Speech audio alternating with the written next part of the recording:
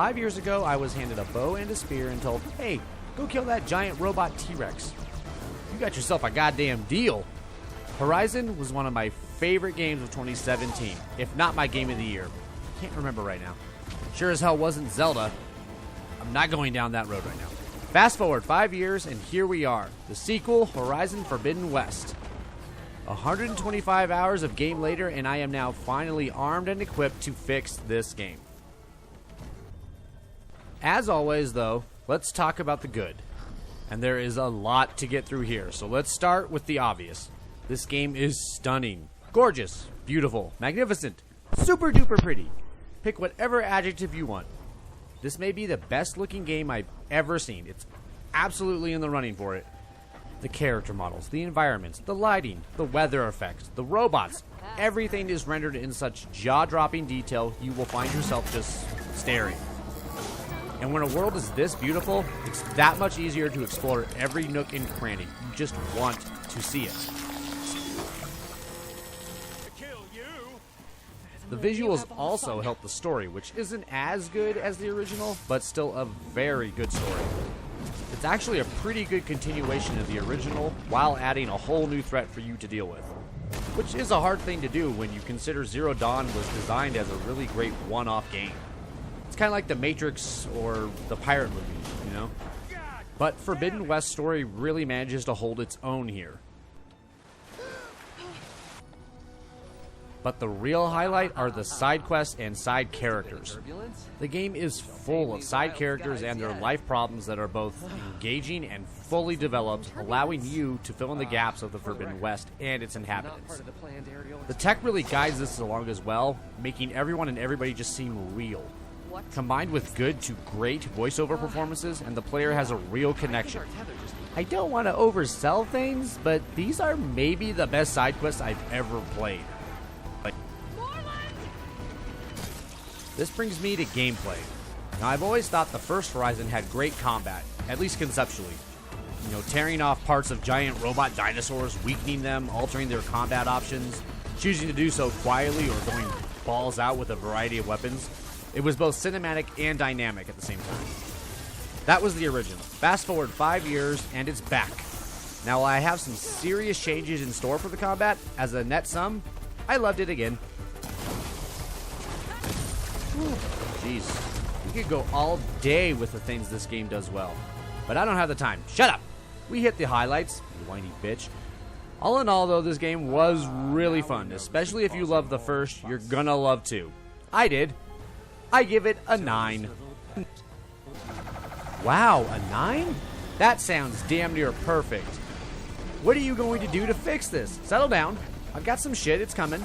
It's just on the horizon. Haha! Gotcha, bitch! Okay, let's fix some shit. Forbidden West is an open world game, so of course, I ran across some glitches and bugs. I had to restart multiple missions, and sometimes a mission just wouldn't register as complete, so I wouldn't receive certain rewards.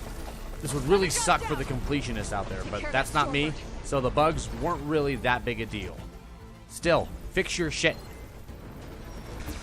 Now, we all know Horizon is an open-world game. In fact, I think I just said it a paragraph ago. These games are filled with side activities to keep the world alive.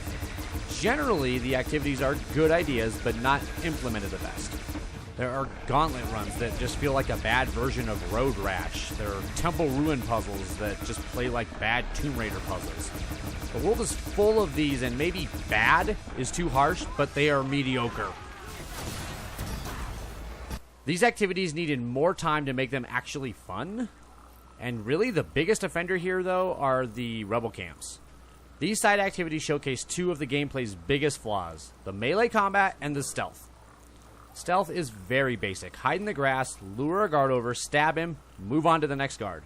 Again, not terrible, it's just so fucking basic. I would have loved to have seen more trap mechanics. And to be fair, these traps are there. It's just that as soon as you use one trap, the whole fucking camp is alerted, and now you either fight, run, or wait to go anonymous. I would like to have seen a detonate feature, allowing you to link and combine traps, therefore allowing the stealth to be more dynamic. But let's say you want to take these camps out loud. Well, now you're forced to engage in the melee combat. it's shit. It's just shit.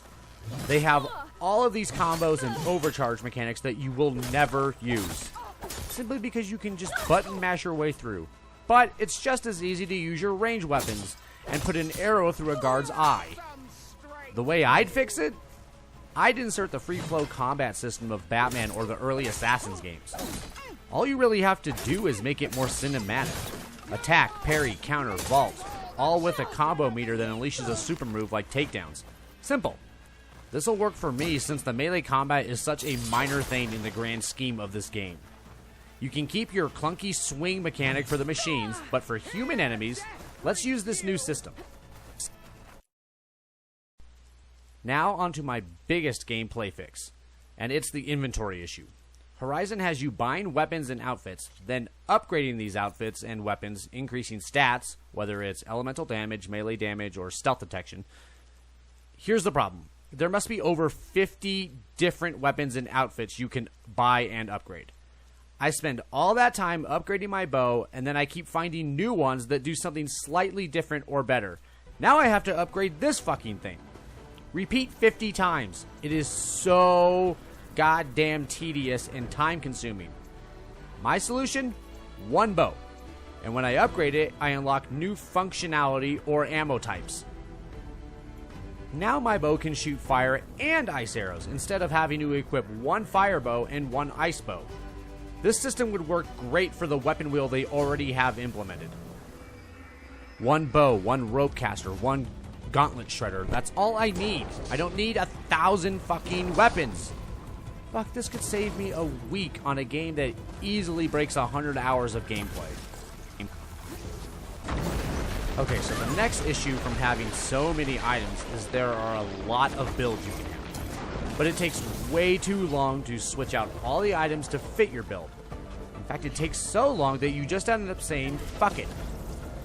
I'd suggest preloadouts that you can select in the pause menu. The same thing Ghost of Tsushima and Assassin's Creed games need.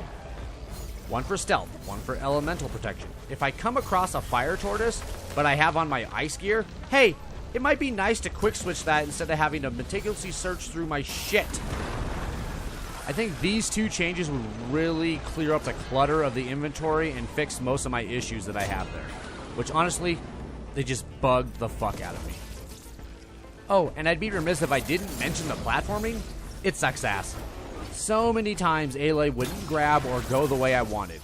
I guess I could have thrown this in with glitches and bugs and clunky gameplay, but I just had to mention it here real fast.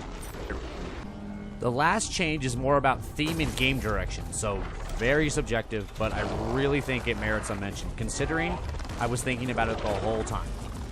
So, for a sequel, this game doesn't do nearly enough new.